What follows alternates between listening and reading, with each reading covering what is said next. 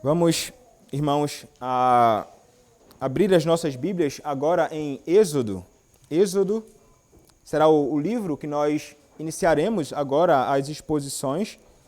Há um tempo terminamos as pregações no livro de Gênesis, demos uma passada rápida pelo livro de Abacuque e hoje, com a graça do nosso Senhor, nós iniciaremos um novo livro, Êxodo.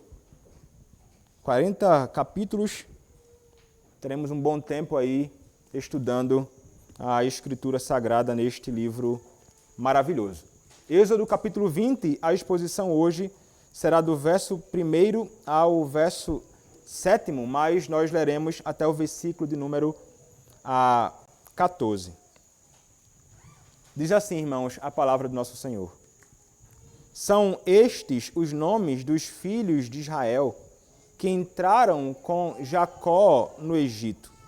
Cada um entrou com sua família. Rubem, Simeão, Levi e Judá, Issacar, Zebulon e Benjamim, Dan, Naftali, Gade e Azer. Todas as pessoas, pois, que descenderam de Jacó foram 70. José, porém, estava no Egito. Faleceu José e todos os seus irmãos, e toda aquela geração. Mas os filhos de Israel foram fecundos, e aumentaram muito, e se multiplicaram, e grandemente se fortaleceram, de maneira que a terra se encheu deles. Entrementes, se levantou um novo rei sobre o Egito, que não conhecera a José. Ele disse ao seu povo: eis que o povo dos filhos de Israel é mais numeroso e mais forte do que nós. Eia, usemos de astúcia para com ele, para que não se multiplique, seja o caso que, vindo guerra, ele se ajunte com os nossos inimigos, peleje contra nós e saia da terra. E os egípcios puseram sobre eles feitores de obras, para os afligirem com suas cargas. E os israelitas edificaram a Faraó as cidades celeiros, Pitom e Ramsés. Mas quanto mais os afligiam, tanto mais se multiplicavam e tanto mais se espalhavam, de maneira que se inquietavam por causa dos filhos de Israel. Então os egípcios, com tirania, faziam servir os filhos de Israel. E lhes fizeram amargar a vida com dura servidão, em barro e em tijolos, e com todo o trabalho no campo, com todo o serviço em que na tirania os serviam. Êxodo capítulo 1, do verso 1 até o verso 14. Vamos orar, irmãos. Senhor, nosso Deus, nós te louvamos pela tua palavra e te agradecemos, ó Deus, pela tua escritura, por este segundo livro da tua palavra, do Pentateuco, Êxodo, que nós, ó Deus, com a tua graça, começaremos a estudar, a pregar. Peço, ó Deus, a ti que o Senhor seja gracioso comigo neste momento, que o Senhor seja gracioso e me use na exposição de todo este livro.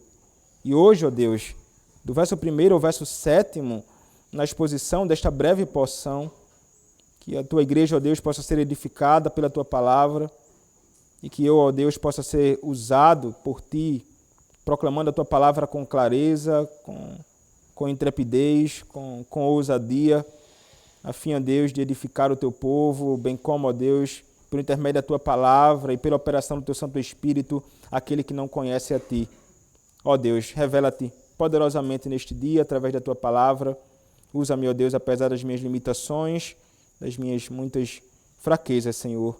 É o que eu te peço, em nome do nosso Senhor e Salvador, Jesus Cristo. Amém. Podem se assentar, irmãos.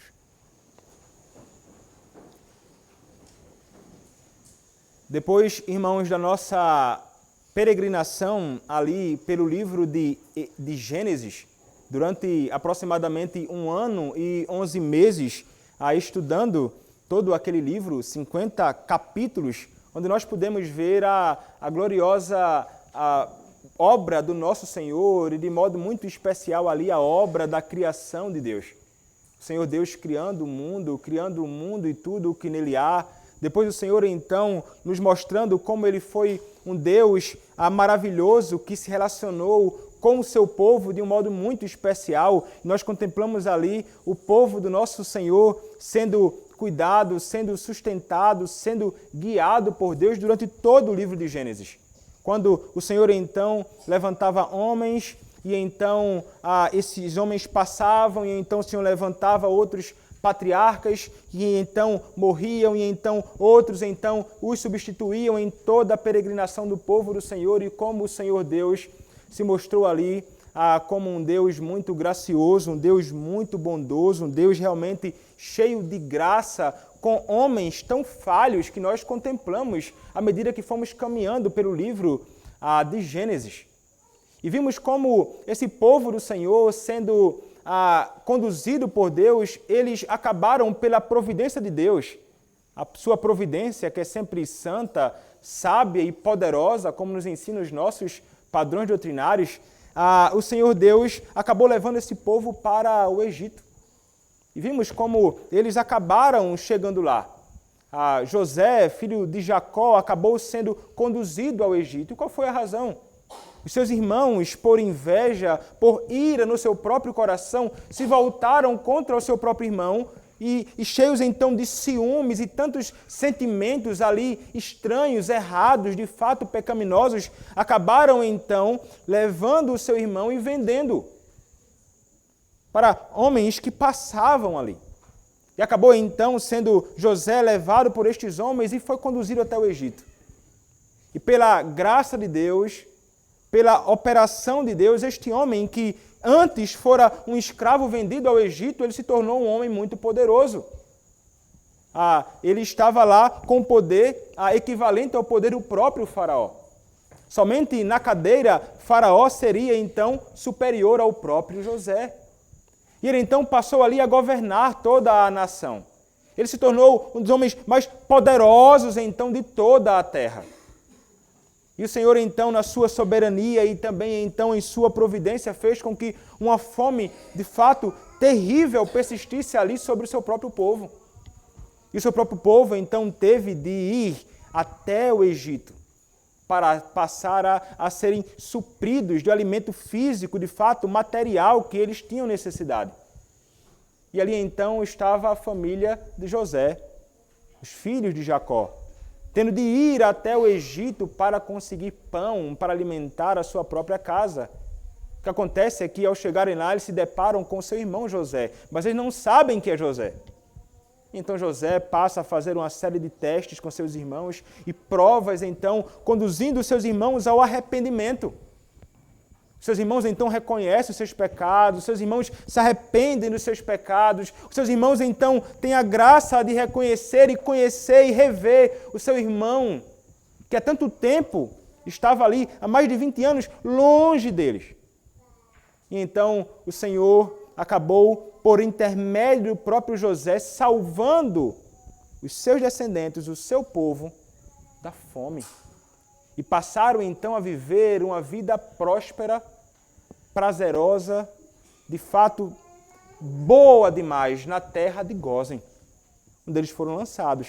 Uma terra muito boa. Jacó, seus filhos, sua descendência, sendo ali agora guardados, protegidos pelo Senhor, por intermédio do seu servo José. José então estava ali agindo como um bom protetor do seu próprio povo, bem como aquele que fez prosperar também a terra do Egito. Ele então fez grandes coisas no passado, mas nós vimos que este homem, sendo um homem de Deus, ele seguiu a sua vida, mas algo acontece com ele, que é o que acontece com todo homem comum. É o caminho comum de todo servo do Senhor. Nós concluímos e vimos que o livro de Gênesis conclui nos apresentando ali a morte deste mesmo homem. E nós veremos aqui que esta ideia, ou isto é retomado no livro de Êxodo. Porque o que é que acontece, não é? Nós terminamos o livro de Gênesis e vimos toda essa história, que tentei resumir aqui de um resumo do resumo, sobre o que de fato aconteceu ali. E agora nós chegamos ao livro de Êxodo. E o que é que temos aqui? É interessante porque nós, quando nos deparamos com o livro de Êxodo, o chamado segundo livro de Moisés, ele vai retratar algo que o Senhor vai fazer por este mesmo povo dele. Este povo que é retratado e nos é apresentado, revelado ali no livro de Gênesis, é o mesmo povo que agora passa a se estender no próprio livro de Êxodo, que nós começamos nesta manhã. E é interessante porque o livro de Êxodo, ele vai começar nos apresentando e nos mostrando a entrada do povo de Deus no Egito. Mas é interessante, é a entrada do povo de Deus no Egito, mas o livro ele vai falar e vai focar em outra coisa. Não na entrada do povo de Deus no Egito. O livro vai focar na saída do povo de Deus do Egito, na libertação deste povo do cativeiro e da servidão no Egito.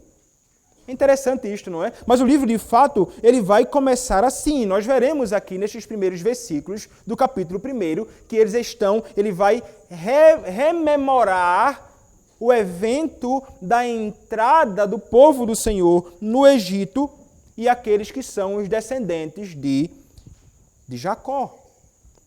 Mas então, é exatamente isso que significa a palavra Êxodo. Para quem não sabe, Êxodo significa exatamente saída, ou significa partida.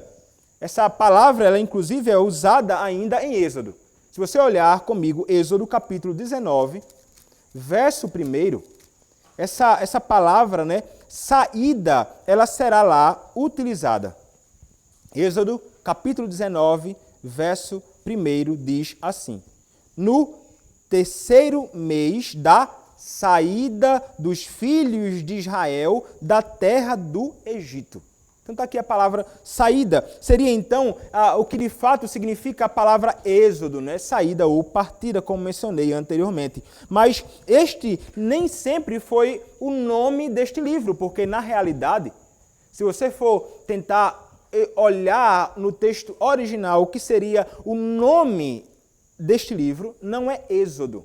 Seriam as primeiras palavras do capítulo 1. São estes os nomes.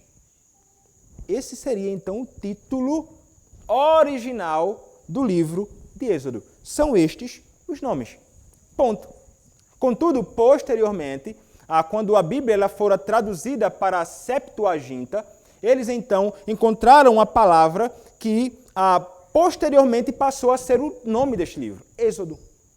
Que significa, então, como mencionei mais uma vez, saída ou partida. E então esse livro ficou conhecido como o livro do Êxodo. Tentaram, então, nesta palavra, resumir o que de fato acontece neste livro extraordinário que nos fala de modo muito belo acerca da grandiosa obra da redenção. O Evangelho está no Antigo Testamento e o Evangelho nos é apresentado com toda clareza no livro de Êxodo.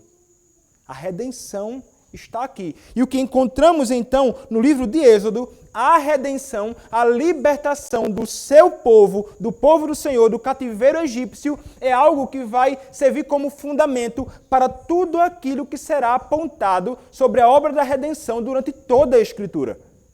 A estrutura da libertação do povo de Deus do Egito vai servir como fundamento para tudo aquilo que nos é falado acerca desta bendita obra, maravilhosa obra da redenção, que é encontrada no único Redentor dos eleitos de Deus, que é o próprio Senhor e Salvador, Jesus Cristo.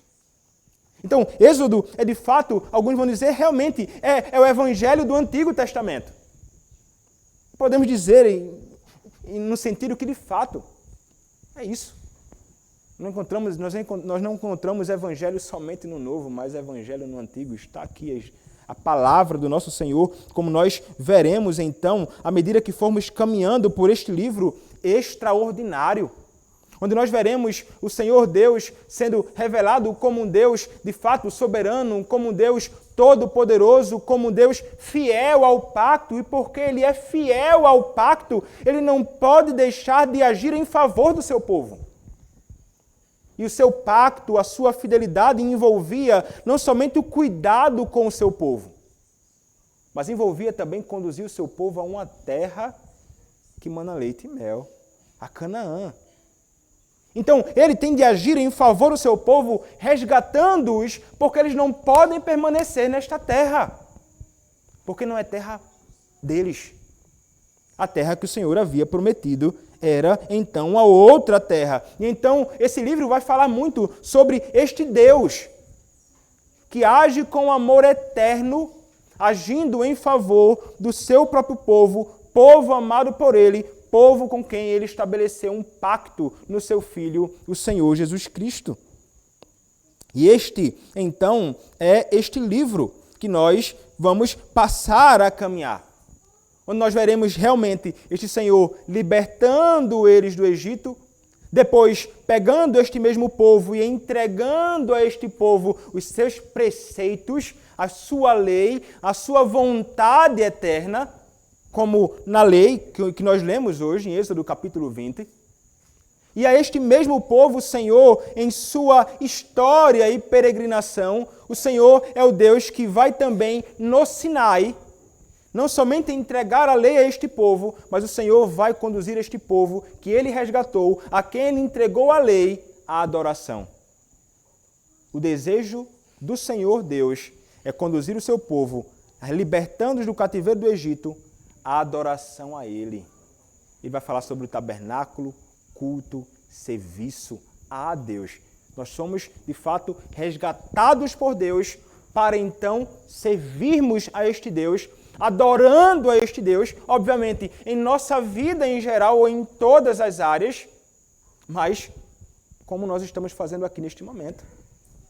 Aproximando-nos do nosso Senhor, ouvindo a sua santa convocação, a sua chamada adoração e prestando culto a Ele. E em meio a tudo isto, irmãos, o Senhor tem em vista, além da salvação do seu povo, a glória do seu próprio nome.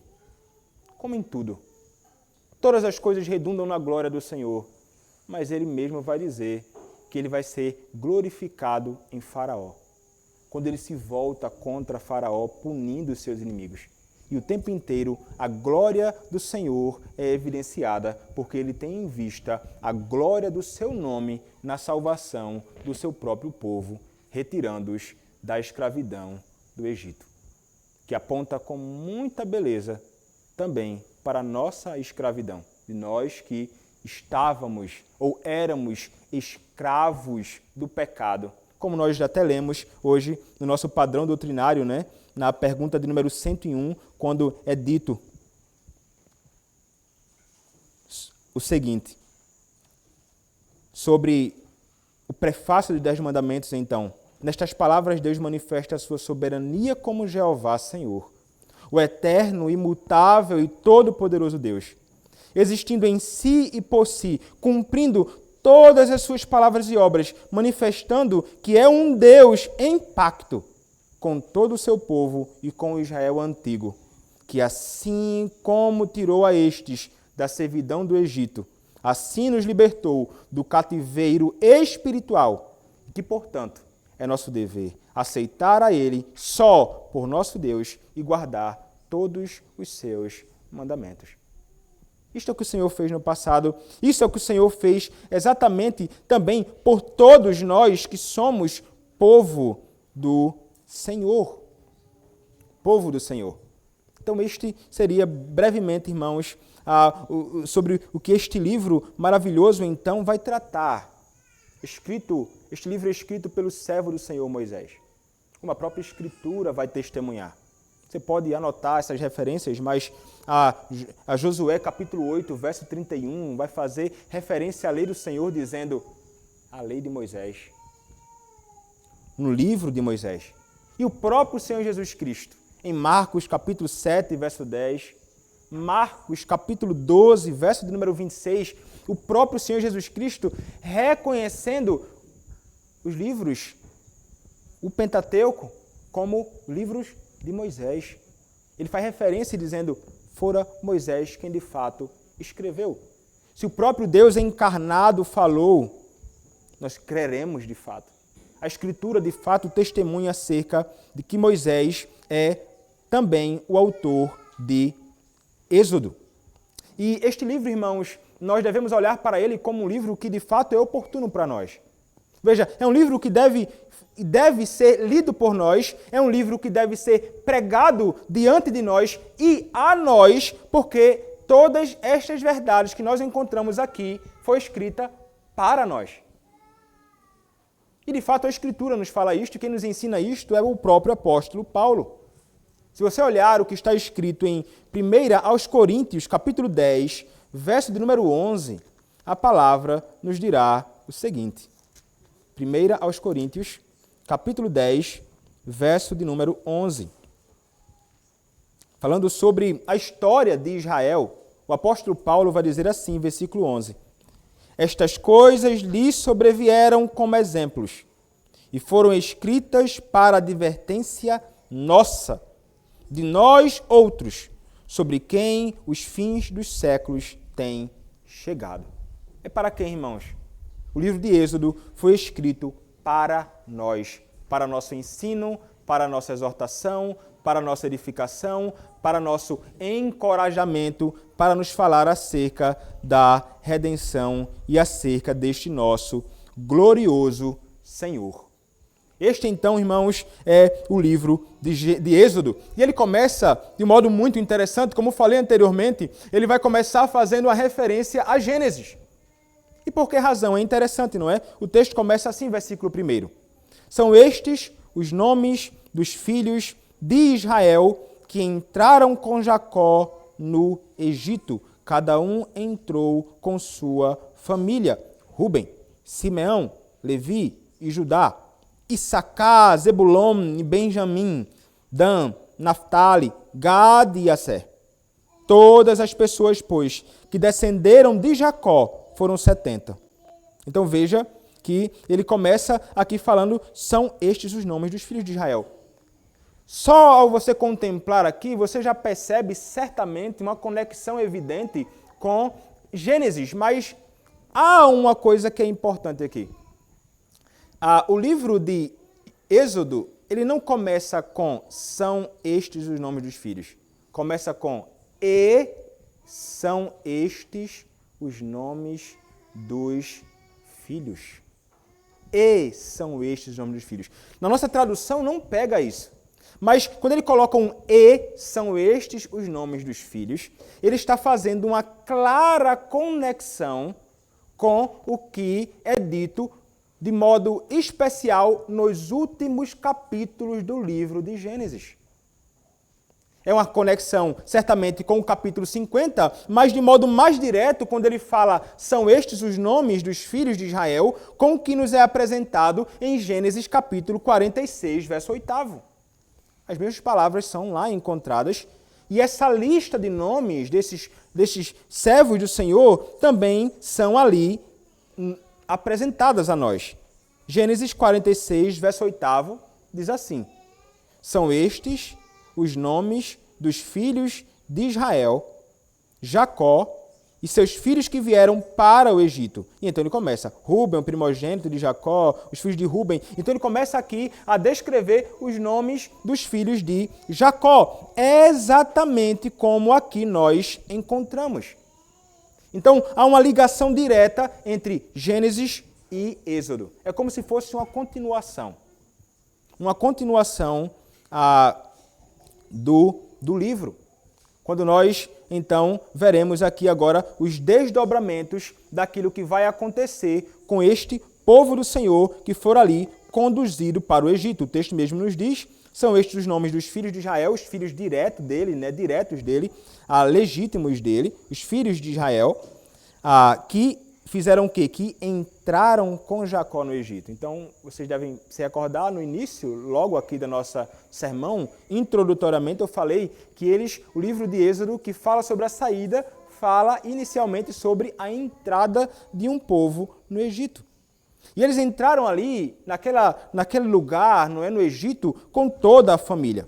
O texto mesmo vai nos dizer que foram 70 os descendentes de Jacó, 70 então que entraram ali e passaram ali a morar. A Escritura fala acerca disto aqui, que foram 70.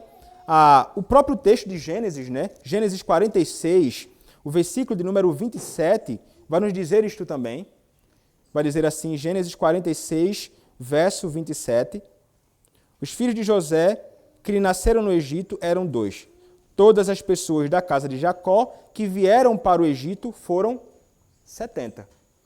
E também, mais à frente na Escritura, em Deuteronômio, capítulo 10, verso de número 22, nos é dito, falando acerca deste número. Deuteronômio, capítulo 10, verso 22. Com 70 almas teus pais desceram ao Egito, e agora o Senhor teu Deus te pôs como as estrelas dos céus em multidão. Então veja que foi um número interessante, né? Mas ainda assim um número pequeno de pessoas ali, desses servos de Deus, descendentes de Jacó, que foram ali conduzidos para o Egito. Mas veja, irmãos, eles foram conduzidos para aquele lugar e essas pessoas foram conduzidas sendo ali preservadas por Deus por intermédio do seu servo José. E eles passaram a habitar naquele lugar de modo, como falei, muito confortável. A vida deles, irmãos, durante este período, antes deles começarem a sofrer com a maldade de um faraó que não conheceu José, eles viviam vida muito tranquila. Vida boa. Comida, descanso, coisa boa para viver, para desfrutar. Esta era a realidade do povo do Senhor. Pura tranquilidade naqueles dias em que eles estavam vivendo. E ali o Senhor começa então a mostrar para nós que em meio a esses dias de tranquilidade, o Senhor realmente estava mostrando que Ele é um Deus que procura preservar o seu povo. Ele preserva o seu povo, conduzindo-os ao Egito e preserva ali o seu povo no Egito. Mostrando assim que esse Deus, ele de fato é um Deus que se importa demais com o seu povo e que ele não pode então deixar de cuidar do seu povo. Como ele cuida em toda ocasião, nós veremos mais à frente que o Senhor haverá de cuidar e preservar o seu povo até mesmo nos dias maus em que eles haverão de experimentar. Mas o Senhor começa a nos mostrar, recordando-nos do que aconteceu no passado com os servos de Deus, os filhos de Jacó, que o Senhor estava ali preservando a sua igreja. Um Deus que preserva a sua igreja no meio de homens ímpios, no meio de uma nação perversa. É assim que Deus faz, irmãos, e isso é muito interessante. O Senhor, de fato, é um Deus que ama a sua igreja. Você deve entender isso. O Senhor, Deus, Ele ama a igreja, Ele ama o seu povo e Ele ama agir em favor do seu próprio povo. E mesmo, irmãos, que ao nosso redor, como nos dias do próprio José, naquele momento, eles estavam cercados por homens que não temiam a Deus, que adoravam falsos deuses, que faziam coisas que eram contrárias à revelação do próprio Senhor, ainda assim estavam eles lá vivos, desfrutando de vida tranquila. Graças à bondade do Senhor em sustentá-los por intermédio do seu servo José. E assim, irmãos, com a igreja do Senhor Jesus Cristo hoje. É assim com o seu povo hoje. A nossa condição é semelhante à dele. Nós nos encontramos em meio a pessoas ímpias, perversos, inimigos do Senhor. Hoje nos encontramos sob o governo de homens maus que não temem a Deus, que não amam o Senhor Jesus Cristo, que não guardam os seus mandamentos, mas o mesmo Senhor que naqueles dias preservou esse povo é o mesmo Senhor que preserva o seu próprio povo hoje. Ele está nos sustentando, Ele está sustentando a sua igreja. Ainda que olhemos para o lado e aparentemente as coisas estejam como que desgovernadas, a realidade é como diz Isaías, o Senhor ele está de fato assentado no seu alto e sublime trono. E ele o tempo inteiro está agindo em favor da sua igreja. Porque é a sua amada, é a noiva do seu Filho, o Senhor Jesus Cristo, que ele então procura santificar, que ele procura então guardar, que ele não quer que ela seja maculada, que ele não quer que ela seja destruída, porque ele é um noivo excelente. Ele é um noivo que de fato assume o seu papel devidamente. E ele então que é alguém que vai agir lutando contra os seus inimigos e contra os nossos inimigos. Para o nosso bem, irmãos, e para a glória do seu próprio nome. Assim ele preservou a sua igreja no passado e do mesmo modo, então, ele preserva a igreja dele hoje. E continuará preservando até o fim. Nós não podemos ter dúvida disso.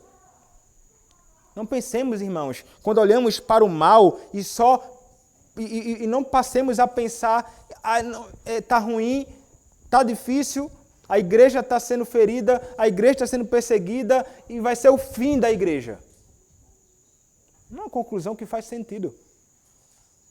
Está mal, vai ficar pior e então é só tragédia. Daqui agora é ladeira abaixo. Acabou para a igreja.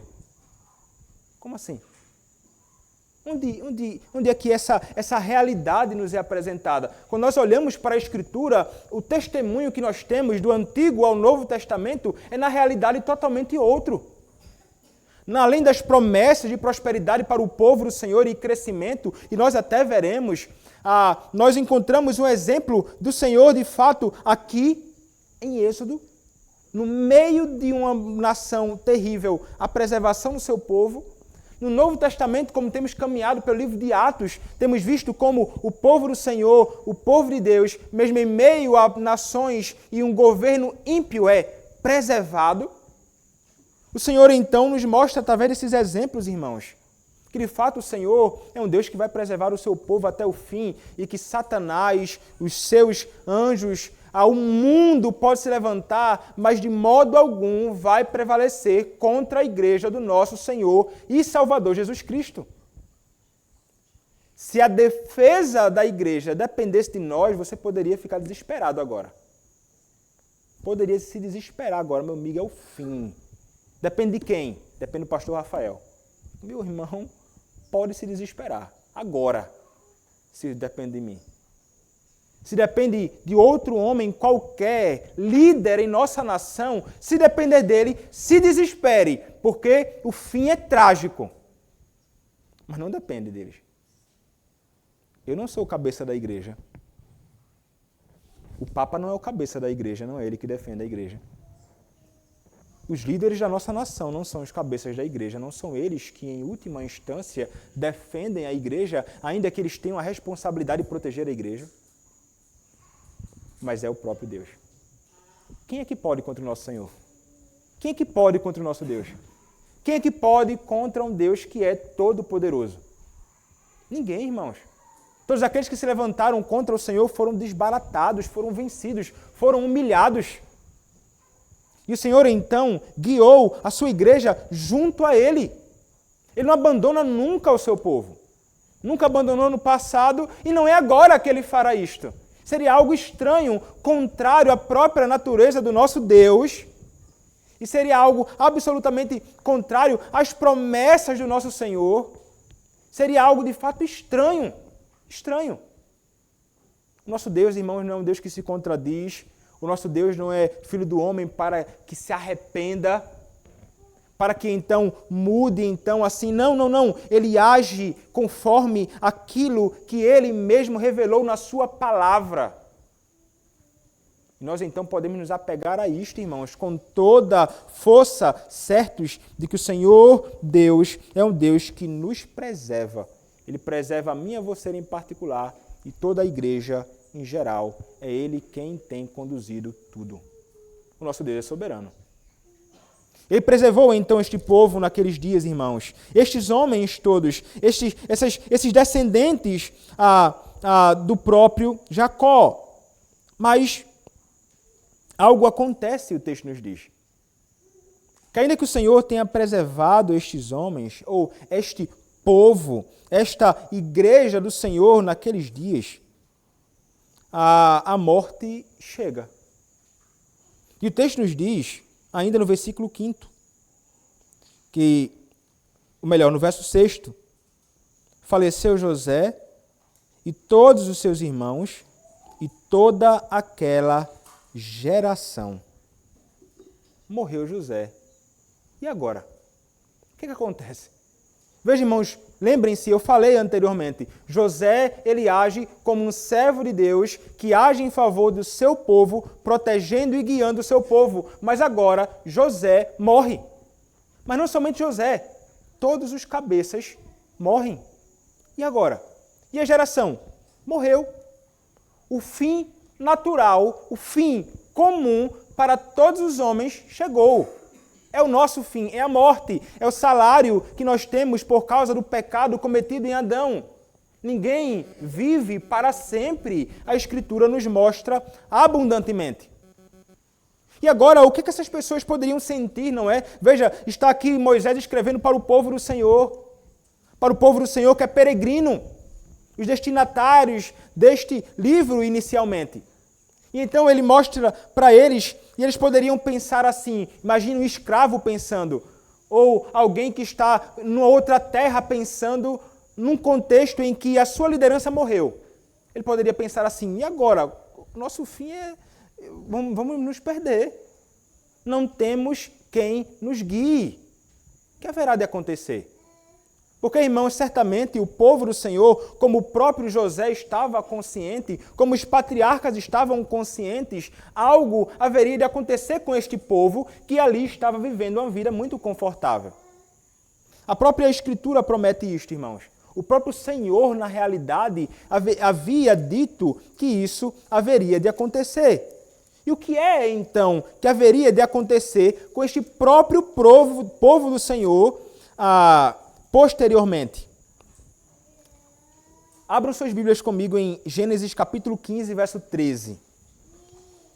Esse povo que naqueles dias ainda estavam vivendo dias tranquilos, prosperidade, sombra e água fresca, agora então há uma promessa antiga na realidade.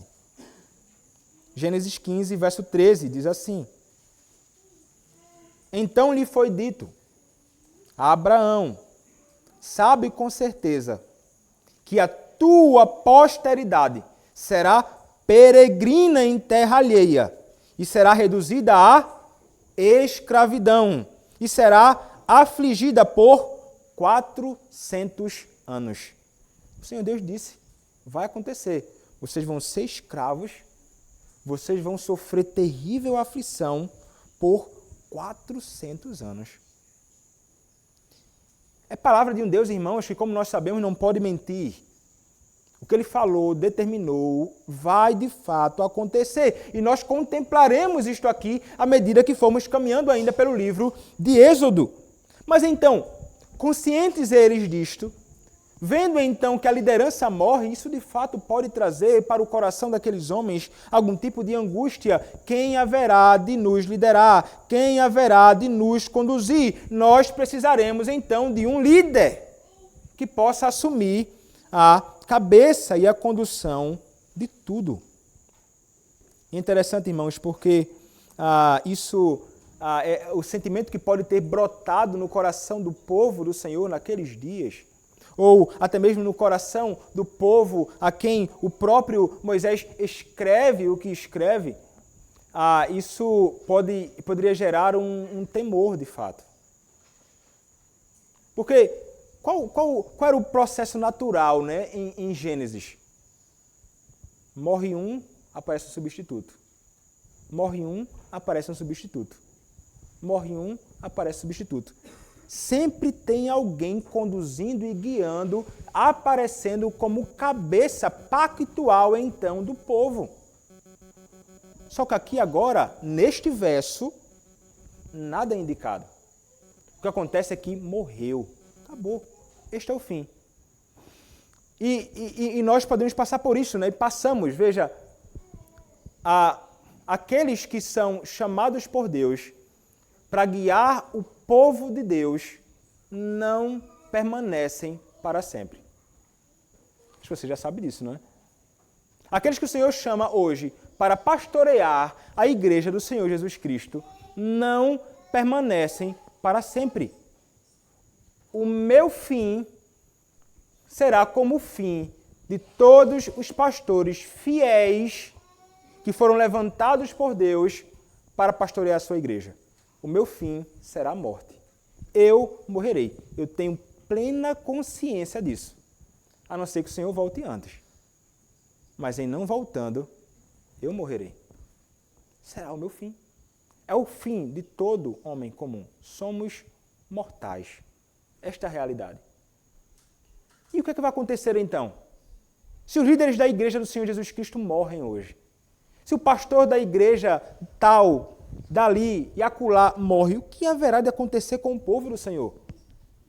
Será então que o povo do Senhor vai ficar então desabrigado, sem alguém para liderar, sem alguém para conduzir, sem alguém para orientar, sem alguém para proclamar as verdades do Senhor, encorajando o povo do Senhor a seguir em frente na peregrinação em dias bons e maus?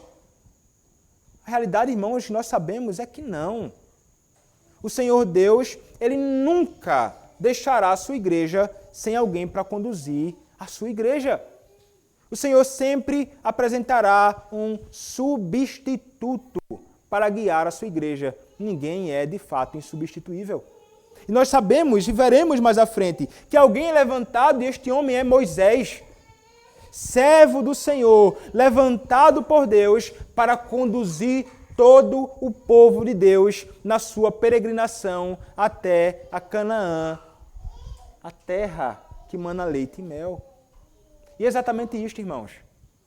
Ainda que alguém seja substituído, e pode acontecer, pode ser que eu saia daqui, me lancem para outro lugar, pode ser que eu morra e alguém tenha de vir, mas a realidade é, alguém haverá de assumir a igreja e alguém haverá de conduzir o povo do Senhor à luz da palavra. Abaixo do governo, da condução do perfeito e supremo pastor, que é o nosso Senhor e Salvador Jesus Cristo, como vai dizer Pedro na sua epístola.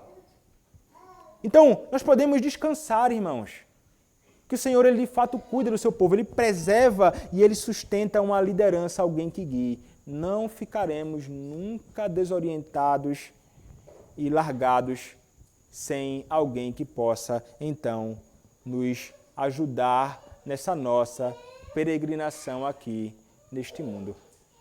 E é algo que nós podemos estar certos. Sempre haverá, sempre existirão aqueles que estarão apegados à palavra e que, à luz desta palavra, irão, então, extrair os ensinamentos e preceitos e princípios desta palavra para então aplicar e ajudar o seu povo a viver uma vida que agrade a Deus neste mundo e então também serão aqueles que estarão juntos com o povo, levando-os para Canaã. Sempre, irmãos, não física, mas para Canaã celestial.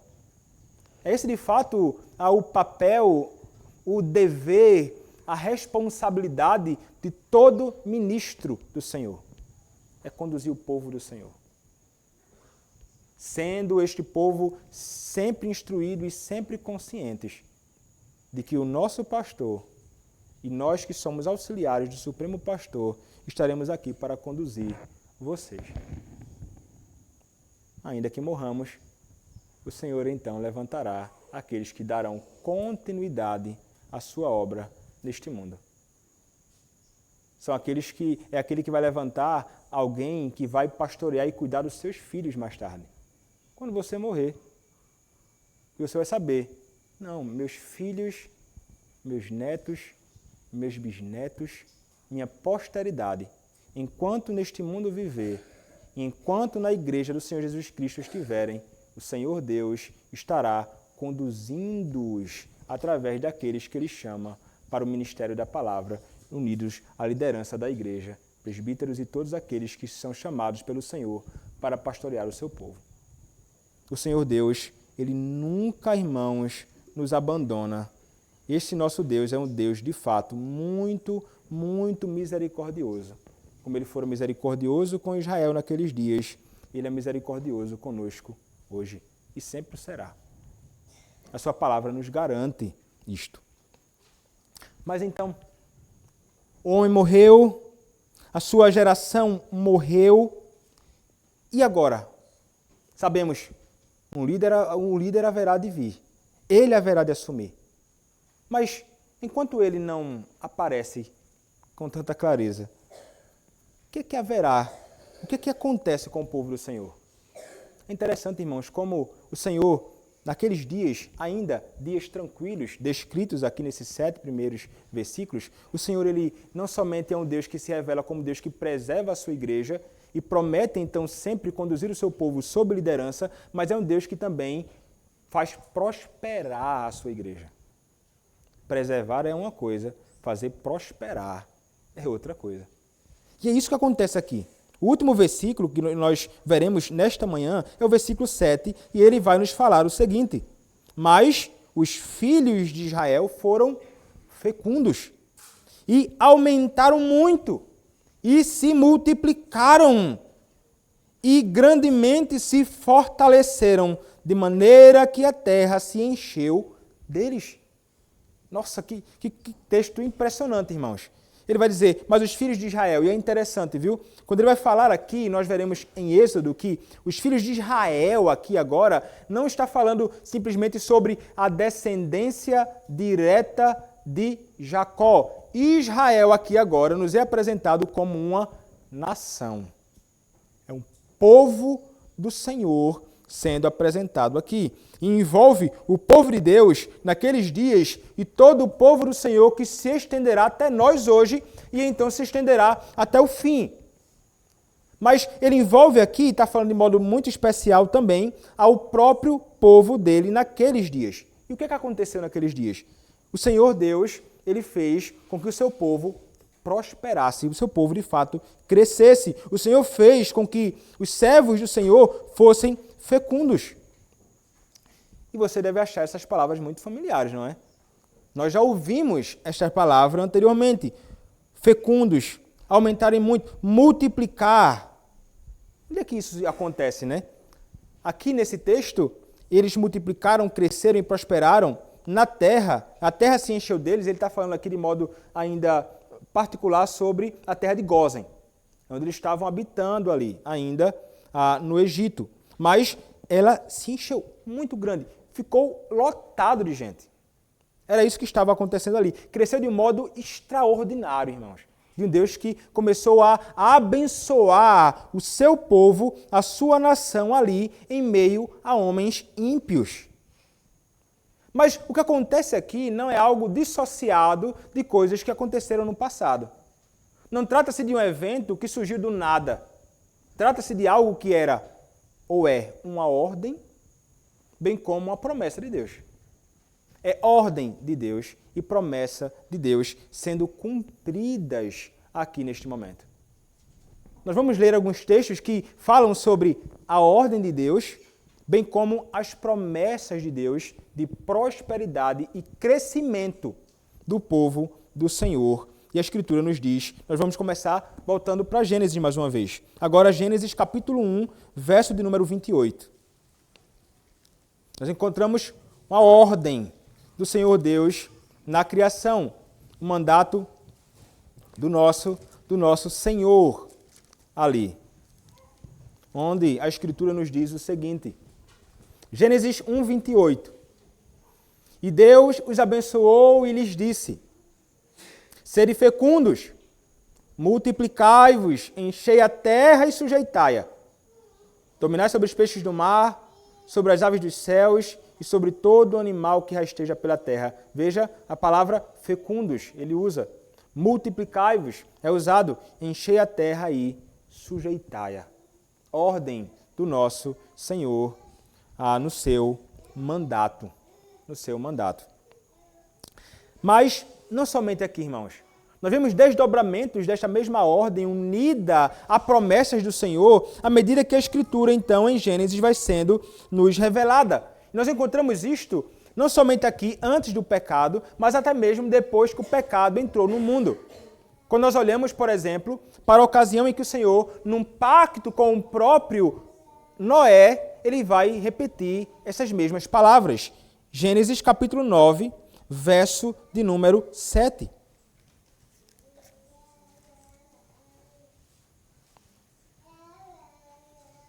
Olha lá, as palavras são estas: mas sede fecundos e multiplicai-vos, provai a terra e multiplicai-vos nela. Mais uma vez, então, aqui o Senhor Deus reforçando então esta ordem, unido a promessas dele. Mas agora então a promessa agora do Senhor apontando para essa prosperidade e esse crescimento do povo do Senhor. Olhem o que diz a Escritura, agora o Senhor falando ao próprio servo Abraão em Gênesis capítulo 12, verso 2. Diz assim, vou ler a partir do verso 1. Ora, disse o Senhor a Abrão: sai da tua terra, da tua parentela e da casa de teu pai, e vai para a terra que te mostrarei. De ti farei uma grande nação, e te abençoarei, e te engrandecerei o nome, se tu uma bênção. Ainda em Gênesis, agora Gênesis capítulo 17, verso de número 6. O Senhor diz: far-te-ei fecundo extraordinariamente, de ti farei nações e reis procederão de ti. Quem é que fará isso? Ele diz: eu, o Senhor. Eu farei isto. Ainda mais, veja, em meio ao pacto que ele está estabelecendo com o seu servo, ele fala sobre esta prosperidade, o pacto ali sendo administrado, o pacto da graça, que aponta para o nosso Senhor Jesus Cristo. Mas ainda a Escritura em Gênesis, capítulo de número 35, verso de número 11.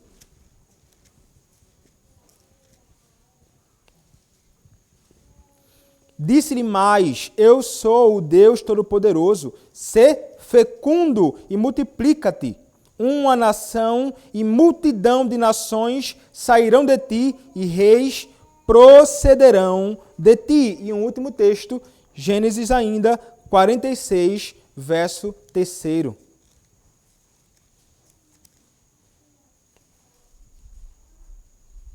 Então disse: eu sou Deus, o Deus de teu pai. Não temas descer para o Egito, porque lá eu farei de ti uma grande nação. Não temas descer para o Egito, porque eu farei de ti ali, no Egito, uma grande nação. Meus irmãos, quem é que fala isso o tempo inteiro aqui? É o próprio Senhor. É Ele quem diz. Ele ordena e Ele promete, Ele faz promessas de uma terra e de uma semente. Terra e semente envolvidas nas promessas do Senhor, que apontam então para esse crescimento, para essa prosperidade do seu povo em toda a terra. Não somente na terra de Gósen, onde eles estavam habitando naqueles dias. Que coisa impressionante, irmãos, isto, porque trata-se primeiramente de uma ordem, como eu falei. Isso é fundamental. E eu louvo a Deus, irmãos, porque graças a Deus a nossa congregação entende isto. Que o Senhor ordenou que fôssemos fecundos, que deveríamos multiplicar, ou seja, ter filhos. E temos a graça aqui, graças a Deus, de ter irmãos que entendem isso, graças ao Senhor que convenceu acerca desta verdade. Não é porque você é melhor do que ninguém, mas é porque Ele convenceu você acerca disto. E graças também a Deus, porque Ele é quem faz com que você possa ter filhos, Ele é quem faz prosperar. Ele é quem dá saúde e vigor ao homem, Ele que dá saúde e vigor à mulher para que tenha filhos.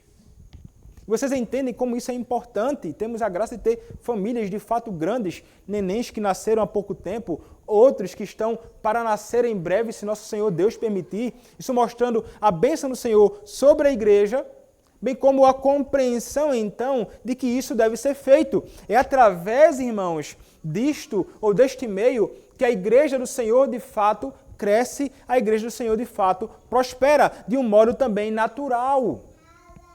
De um modo natural, através de nenéns, crianças em nosso meio. E aqui, muitas crianças diante de mim. É bênção do nosso próprio Senhor. de um Senhor que, de fato, faz prosperar o seu povo assim. O salmista vai nos dizer isto, né? Salmo 128, que nós cantaremos logo após o sermão, ele vai nos falar sobre isto. Bem-aventurado aquele que teme ao Senhor e anda nos seus caminhos. Do trabalho de tuas mãos comerás, feliz serás e tudo te irá bem. Tua esposa no interior de tua casa será como a videira frutífera, teus filhos como rebentos da oliveira, a roda da tua mesa. Eis como será abençoado o homem que teme ao Senhor. O Senhor te abençoe desde Sião, para que vejas a prosperidade de Jerusalém durante os dias de tua vida. Vejas os filhos de teus filhos. E aí então ele conclui, paz sobre Israel. Quem é Israel? É a igreja do Senhor. É o povo de Deus, a quem ele traz prosperidade, paz, crescimento através dos filhos que são uma bênção do Senhor, que é dada ao homem que teme ao Senhor. Então, que não cabe exortação aí à igreja nesse sentido, mas como são muitos que lamentavelmente por aí não entendem isso. E a concepção e o entendimento é, não, um filho tá bom demais, meu irmão, é trabalho demais num mundo desse difícil. Mal, problema demais, pecado, uma confusão danada. Quando não foi mal, quando não teve pecado, quando não foi difícil, sempre foi, desde o princípio de todas as coisas. O povo, nós veremos até aqui, eles vão multiplicar até mesmo em meio à perseguição. Nesse momento que nós acabamos de ler, eles estão vivendo dias tranquilos ainda. Mas o Senhor é aquele que prospera. Então, essa concepção é pecaminosa, é errada. De alguém pensar, um filho tá bom, quero mais nada, tu é doido, tô fora. Problema, meu amigo. Quem quiser problema, que tenha mais filho aí, eu não tenho nada a ver com isso. Não. A Escritura nos mostra que o filho é bênção na realidade, sempre foi. E a gente não pode falar algo que é contrário à Escritura, né? Como é que eu posso chamar de coisa ruim, problema, algo que a Escritura diz que é bênção? Quem é que está errado? Com certeza é você que chama de problema. Né? Não o Senhor. Isso faz com que muitas igrejas por aí, de fato, não prosperem tanto assim. É dois filhos, no máximo, não quero mais não, liga agora. Ora, corta aí porque estou fora. Mais filhos não. E então, as igrejas envelhecendo, um monte só velhos, vão morrendo e cadê? Nada, a igreja ficando minúscula. Enquanto outros que têm uma religião falsa entendem filhos, faz com que nós possamos passar a nossa religião e a nossa fé para frente. 8, 10, 12 filhos. Vejam os muçulmanos e outros aí. Eles sabem. E vão inculcar na cabeça deles a lei deles. Vai fazer um exército de pessoas envolvidas com a fé deles. E cresce absurdamente. Enquanto as igrejas minguando nesse sentido. Como a igreja do Senhor Jesus Cristo precisa entender isto. Como as igrejas ao nosso redor precisam entender isso. Eles precisam compreender que filhos são uma bênção, não somente para a família em particular, mas para a igreja de Cristo em geral, para a prosperidade de Israel, para a expansão da glória do Senhor em todo o mundo. Nós devemos então orar por isso. Orar pelas famílias, para que o Senhor possa abençoar com a compreensão disto, mas além disto, também abençoando com a saúde necessária, com prosperidade nesse sentido também. Para aqueles que não podem ter filhos, o Senhor abençoe com a graça de ter muitos filhos e sejam frutíferos. Ore por isso. Pelo seu irmão, pelas suas irmãs, pelas irmãs em Cristo que temos espalhadas nesta terra, para que o Senhor possa abençoar as famílias que existem hoje e aquelas que serão iniciadas em breve possam prosperar com muitos e muitos filhos. Cabe a nós também a responsabilidade e o envolvimento nisso.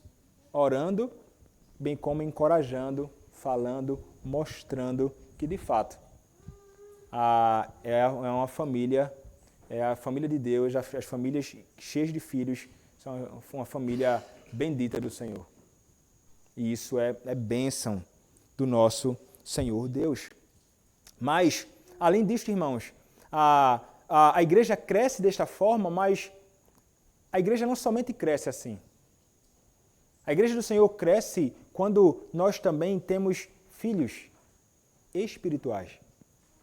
É quando homens e mulheres neste mundo que estão perdidos no pecado, em engano, longe do Senhor, ainda sob o cativeiro do pecado, estes quando conhecem a Cristo, são libertos então daquela condição, e eles são libertos quando o testemunho acerca de Cristo chega até eles. Quando o Evangelho do Senhor é proclamado aos ouvidos deles. E eles então escutam essa verdade acerca do Senhor, eles são alertados, eles são exortados, eles são alimentados então com a verdade que alcança o seu intelecto. E é por aqui que vai entrar, viu, irmãos? Há uma necessidade, uma compreensão intelectual dessas verdades, e então a pessoa é instruída e você vai falar para ela. Você é um pecador que carece da graça do Senhor Jesus Cristo. Você está morto em seus delitos e pecados, e você precisa se render ao Senhor Deus. E você então vai anunciar a Cristo.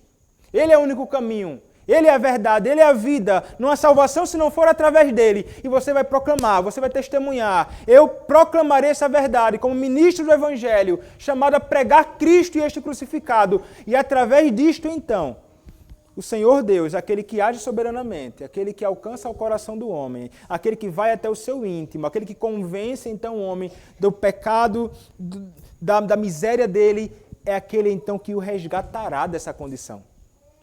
Arrancando-o então deste mundo vil, arrancando-o então das trevas, agora transportando para o reino do Filho do seu amor, agora para a sua maravilhosa luz. E essa pessoa então passa a deixar de ser filho de Satanás, perdido neste mundo, escravizado ao pecado, e agora passa a ser filho de Deus, escravo de Cristo, membro da igreja do Senhor Jesus Cristo, que está sob seus cuidados. E assim então a igreja do Senhor Jesus Cristo prospera. Então, eu falei, a exortação sobre ter filhos, aqui temos, em certo sentido, muita inspiração. Filhos físicos. Mas quanto à sua responsabilidade de proclamar a palavra e fazer filhos espirituais, eu não sei se eu posso dizer que a igreja de Cristo não precisa de exortação. Precisamos sempre de exortação. Precisamos sempre ser encorajados. Precisamos sempre ser lembrados de que é nossa responsabilidade proclamar a Ele. E se você não tem feito isto, você tem andado como se fosse um ventre estéril, que não tem filhos. A sua responsabilidade é, de fato, abrir a sua boca e testemunhar acerca daquele que o tirou das trevas para a sua maravilhosa luz. E é o próprio Senhor Deus, o próprio Senhor Jesus Cristo. E é Ele que deve ser anunciado por ti, não somente por mim. E então assim a igreja do Senhor também prospera. Mas veja, irmãos, nós podemos ser encorajados a seguir em frente proclamando, não duvidando. E por que razão? Porque trata-se também de uma promessa do Senhor. O Senhor promete, então, que os 4 cantos da terra, por assim dizer, eles ouvirão, então, o Evangelho, e essas pessoas serão batizadas em nome do Pai, do Filho e do Espírito Santo. E o Senhor nos encoraja então, a falar acerca disto. É uma promessa no Novo, é uma promessa no Antigo, é uma verdade incontestável, irmãos. E saber que isso de fato acontecerá, porque o Senhor é quem faz a obra, deve nos encorajar a seguir em frente. Não foi isso que motivou os crentes calvinistas a saírem para outros lugares, outros países, para proclamar acerca de Cristo? Era a compreensão certa. O Senhor, Ele tem seus eleitos. O Senhor opera no coração dos eleitos. O Senhor salvará o perdido. Por essa razão eu proclamarei a sua palavra. Porque se eu soubesse que depende do homem, eu não faria isso. Porque eu sei que o homem por si só não vai se render. Mas quando eu sei que o Senhor tem seus eleitos e eles se rendem a Cristo, quando ouvem a sua voz, isso me encoraja a seguir em frente. Porque a Escritura me encoraja a fazer isso. Eu vou topar para frente trabalhando duro, na expectativa de que o Senhor salve. Da mesma forma quanto a prosperidade da igreja, irmãos. O Senhor Deus, de fato, Ele promete isto. E então o que é que nós estamos esperando? O que é que nós estamos fazendo parados, sem então, de fato, trabalhar por isso, orar por isso, investir nisso, correr atrás disso, com todo o vigor que o Senhor nos dá, para então fazermos a sua glória se expandir por toda a terra, é promessa dele. Como nós vimos no profeta Abacuque, a glória do Senhor se expandirá por toda a terra. Como as águas cobrem o mar, isso é certo, é promessa de Deus. O seu reino se expandirá até o fim, é promessa de Deus. A sua igreja prosperará e crescerá, é promessa do Senhor, de um Deus, meu irmão, que não mente. Não mente. O que ele promete acontece. O que ele diz vem a acontecer necessariamente. Não existe neste mundo que possa revogar o decreto de Deus e nem anular as suas promessas. Nós podemos, portanto, confiar nisto e seguir em frente conscientes de que a obra do Senhor avançará muito. E nós somos chamados a nos envolvermos nela. Como igreja do Senhor, você em particular, a igreja de Cristo em geral, empenhado nisto, em fazer a glória do nosso Deus se expandir neste mundo. Anunciando aquele que é o Redentor do mundo. Aquele que tirou os homens do seu pecado e escravidão ao pecado nos dias de Moisés. E é o mesmo que tira o homem e nós da condição do pecado hoje. É o próprio Senhor Jesus Cristo. Porque, irmãos, o livro do Êxodo fala sobre Cristo. Toda a Escritura, de fato, fala sobre Ele. É isso que nos diz Ele mesmo, não é? Ele mesmo nos diz isto. Quando nós olhamos para o que nos diz Lucas capítulo 24, versos 25 a 27, ele vai dizer que a palavra, de fato, fala sobre Ele. Lucas 24, versos 25 a 27, diz assim: Então lhes disse Jesus: Ó nécios e tardos de coração, para crer tudo o que os profetas disseram. Porventura, não convinha que o Cristo padecesse e entrasse na sua glória? E começando por Moisés, discorrendo por todos os profetas, expunha-lhes o que a seu respeito constava em todas as Escrituras. Moisés, referência ao Pentateuco, à lei. Êxodo fala acerca de Cristo. Êxodo proclama Cristo como, de fato, um único redentor dos eleitos de Deus. E é interessante porque até Judas fala sobre isto. Se você olhar, Judas, a epístola de Judas, penúltimo livro da Bíblia, vai nos dizer o seguinte. Eu vou ler a partir do versículo 3º, mas o texto que nós focaremos é o verso 5º. Diz assim: Amados, quando empregava toda a diligência em escrever-vos acerca da nossa comum salvação, foi que me senti obrigado a corresponder-me convosco, exortando-vos a batalhardes diligentemente, pela fé que uma vez por todas foi entregue aos santos. Pois certos indivíduos se introduziram com dissimulação, os quais, desde muito, foram antecipadamente pronunciados para esta condenação. Homens ímpios, que transformam em libertinagem a graça de nosso Deus e negam o nosso único soberano e Senhor, Jesus Cristo. Então ele diz: Quero, pois, lembrar-vos, embora já estejais cientes de tudo, uma vez por todas, que o Senhor, tendo libertado um povo, tirando-o da terra do Egito, destruiu depois os que não creram. E é interessante, o que é entendido aqui, irmãos, quando ele se refere ao Senhor, ele está fazendo uma referência ao próprio Senhor Jesus Cristo, sobre o qual ele falou nos versos anteriores. O próprio Senhor Jesus Cristo, o nosso único e soberano Senhor Jesus Cristo, é aquele que de fato nos tira do Egito. Libertou o povo, nos libertou, nós que fomos salvos, e continua salvando o homem perdido. E é nele que você deve crer. É a esse que você deve se render. Não tem quem possa tirar você do cativeiro do pecado, se não for Cristo. Não há quem possa libertar você da servidão do pecado, se não for o próprio Senhor Jesus Cristo. Você deve se arrepender do seu pecado. Você jovem, você criança, você homem, que não conhece a Cristo, e se render a Ele. Ele é o único que pode te salvar. E nós, irmãos, que fomos salvos, devemos bendizer ao Senhor, louvando a Deus por Cristo Jesus. Ele é, de fato, o nosso Redentor. Ele é o nosso bendito e comum Salvador. Louvado seja o nome do nosso bendito Senhor e Salvador Jesus Cristo. Amém.